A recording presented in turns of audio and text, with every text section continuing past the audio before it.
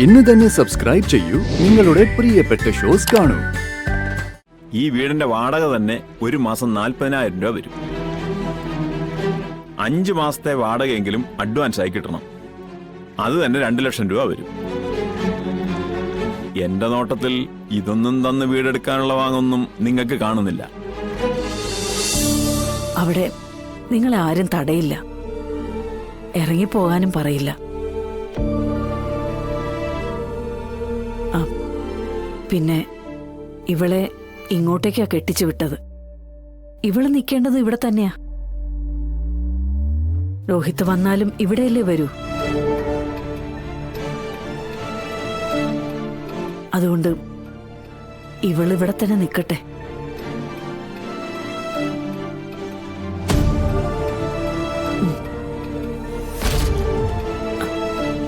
അമ്മ പോട്ടെ. അമ്മ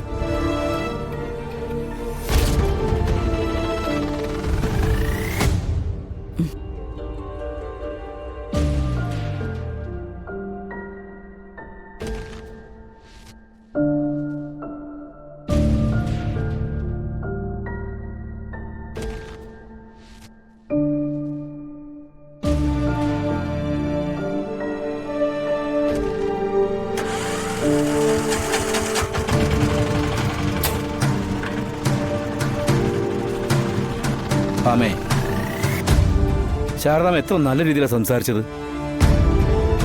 ആ ഒരു ഹൃദയവിശാലതയും എളിമയും നീ എന്താ നമ്മുടെ വീട്ടിൽ സഹായമായിട്ട് വരുന്നതോട് കാണിക്കാത്തത്?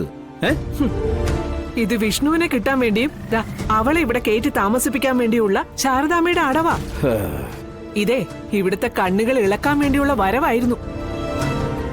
വിഷ്ണുവിനെ ഇവിടുന്ന് അടർത്തി മാറ്റി അവിടേക്ക് ചേർക്കാൻ വേണ്ടിയുള്ള ബുദ്ധിയുള്ള പെണ്ണിന്റെ തന്ത്രം. അതെ, എന്റെ അടുത്ത് ചെലവാവില്ല. എന്റെ മകൻ വിഷ്ണു എന്റെ കൂടെ തന്നെ എന്നും ഉണ്ടാവണം.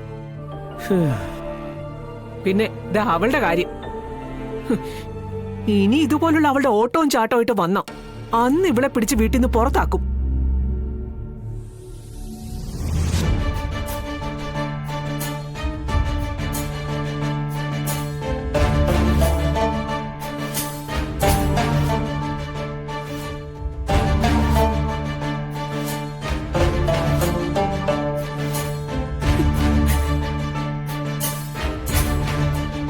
മോളെ,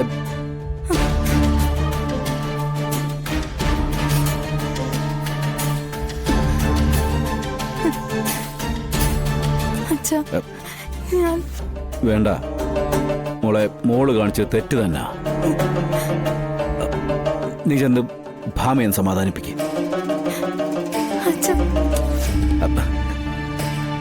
2 വാക്കിനുള്ളിൽ വഴക്കങ്ങ് തീരുമെങ്കിൽ തീരട്ടെ. എടീ, നീ ചെല്ലടി.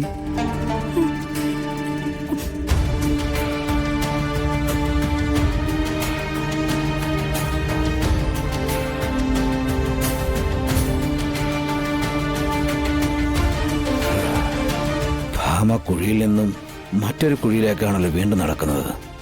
നാശത്തിന്റെ പടുകുഴി നിൽക്കുമ്പോഴും ഈ അഹങ്കാരം ഒഴിഞ്ഞില്ലേ പിന്നെ എന്ത് ചെയ്യാൻ പറ്റും?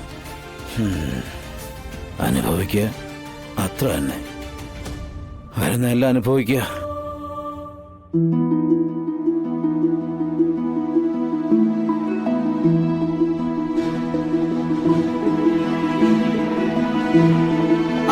എടാ, ഞാൻ വിളിക്കാം. അച്ഛനെ, വീട് എങ്ങനെയുണ്ട്? നമ്മുടെ വീടിന്റെ അത്രയും തന്നെ സൗകര്യങ്ങളൊക്കെ ഉണ്ട്. അതുകൊണ്ട് ഇഷ്ടക്കുറവൊന്നുമില്ല. സൗകര്യങ്ങൾ മാത്രമല്ല, നല്ല പോസിറ്റീവ് എനർജിയും കൂടെ ഉണ്ട്. അച്ഛനെ, ചിലപ്പോ ഇവിടെ നിന്നായിരിക്കും നമ്മളെ നഷ്ടപ്പെട്ടതെല്ലാം തിരിച്ചു പിടിക്കുന്നത്. വീട് നന്നായ മൊത്തത്തിലെല്ലാം നന്നായെന്നല്ലേ പറയുന്നേ? അതൊക്കെ ഓക്കെ. അല്ല, ഇതിന്റെ ഈ വാടകയും ഡിമാൻഡൊക്കെ എങ്ങനെ സംസാരിക്കുക? അതിനാരെങ്കിലും വരുമോ? അത് വീട് കണ്ടു കഴിഞ്ഞ ശേഷം സംസാരിക്കാന്ന ഓണർ പറഞ്ഞേ. അല്ല, അപ്പോ പുള്ളിക്കാരി ഇങ്ങോട്ട് വരുമോ? ആ, വരാന്ന് പറഞ്ഞിട്ടുണ്ട്. ഞാൻ ഒന്ന് വിളിച്ചു നോക്കട്ടെ.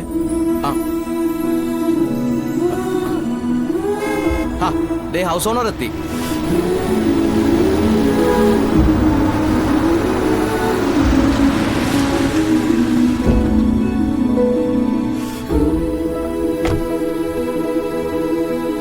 ആർക്ക് വേണ്ടിയാ വീട് നോക്കുന്നത്? സർ, ഇതാ ഞാൻ പറഞ്ഞ ആള്. പേര് വിഷ്ണു. ഓ, വിഷ്ണുവിന് എന്താ ജോലി?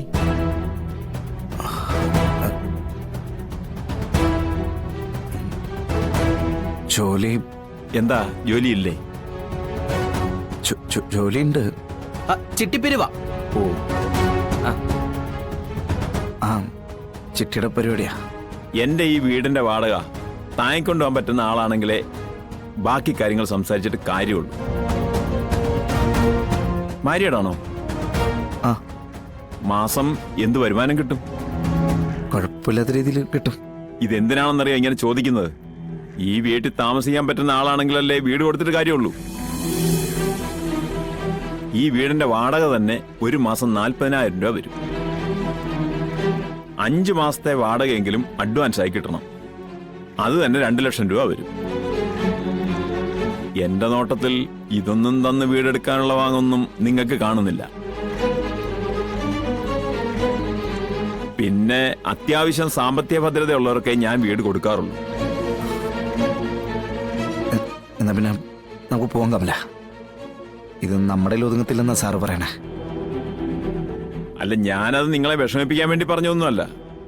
ഈ ചിട്ടിപ്പിരിവിനൊക്കെ നടക്കുന്നവർക്ക് എങ്ങനെ പോയാലും മാസം ഒരു 10,000-20,000 രൂപയെ കിട്ടത്തുള്ളൂ. അതിൽ നിന്ന് 40,000 രൂപ എങ്ങനെ തരാനാ? പിന്നെ ഞാൻ ചോദിക്കുന്ന അഡ്വാൻസ് തുകയായ 2 ലക്ഷം രൂപ നിങ്ങൾ എത്ര വർഷം പണി ചെയ്താ ഉണ്ടാവും? നിങ്ങൾക്ക് പറ്റിയത് വല്ല 5,000-ഓ 6,000-ഓ ഉള്ള ഒറ്റ മുറിയുള്ളതോ 2 മുറിയുള്ളതോ ആയ വീടാ. അതാകുമ്പോ നിങ്ങളുടെയൊക്കെ കൊക്കിലൊതുങ്ങും.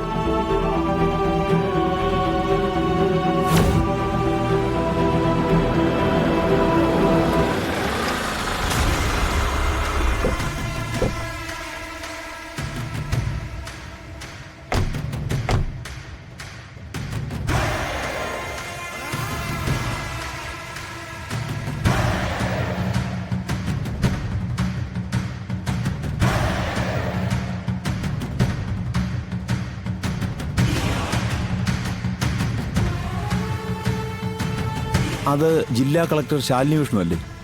കാറിന് മുന്നിലെ നെയിം ബോർഡ് കണ്ടില്ലേ? അല്ല, അതെന്താ ഇവിടെ? വിഷ്ണുവാശന്റെ ഭാര്യയല്ലേ? വീടിന്റെ കാര്യം അറിയാൻ വേണ്ടി വന്നതാ. ഓ, അപ്പൊ കളക്ടർക്കാണ് വീട് നോക്കുന്നത്. എന്നോടെന്താ പറയാഞ്ഞേ? അതിന് വിഷ്ണുവാശന്റെ ഭാര്യയുടെ ജോലി എന്താണെന്ന് സാറ് ചോദിച്ചിരുന്നോ? അതല്ലേ പറയാത്തെ? കമല, ഞാൻ പറഞ്ഞ എല്ലാം അങ്ങ് മറന്നേക്ക്. 1-2 കാര്യങ്ങൾക്കായി കളക്ടറെ കാണാൻ പോകേണ്ടതായിരുന്നു. ഒന്ന് പരിചയപ്പെടുത്തണേ. അപ്പൊ വീടിന്റെ കാര്യം? അതൊക്കെ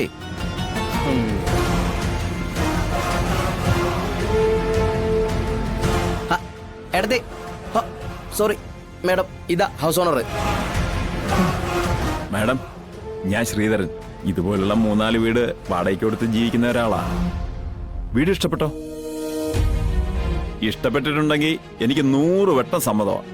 ഒരു കളക്ടറാണ് എന്റെ വീട്ടിൽ താമസിക്കുന്നതെന്ന് പറയാൻ എനിക്കൊരു ഗമയാണല്ലോ.